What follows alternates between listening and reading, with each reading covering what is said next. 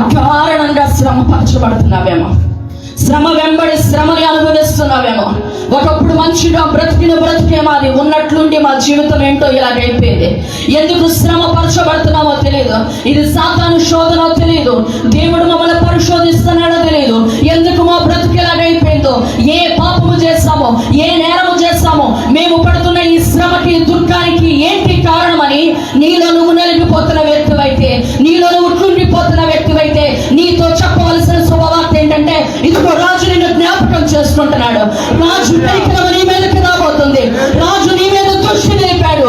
ఆయన అంటున్నాడు, నేను మేలు చేయాలనుకుంటున్నాను, నేను ఉపకారం చేయాలనుకుంటున్నాను, ఎవరైనా ఉన్నారా అని చెప్తున్నాడు. దేవునికి స్తోత్రం, హల్లెలూయా. నేనున్నాను ప్రభువా, నేను మేలు పొందడానికి సిద్ధంగా ఉన్నాను, నేను ఉపకారం పొందాలని ఆశపడుతున్నానని ఇదిగో ప్రభు సన్నిధిలో చెప్పగలిగితే ఆ మహారాజు కనికరం నీ మీదకి రాబోతుంది. ఆ మహాదేవుని కనికరం నీ మీదకి రాబోతుంది. ఎన్ని సంవత్సరాల నుంచి తలదించుకొని బ్రతుకుతున్నావో నాకు తెలియదు. ఎన్ని సంవత్సరాల నుంచి శ్రమలను అనుభవిస్తున్నావో నాకు తెలియదు. ఎందుకు నా బ్రతికే ఇలా ఉంది, ఎన్ని రోజులు ఎలా తలదించుకొని బ్రతకను అనుకుంటున్నావేమో. రాజు అంతటా రాజు అంటున్నాడంట, నేను మేలు చేయాలనుకుంటున్నానని. దేవునికి స్తోత్రం, హల్లెలూయా.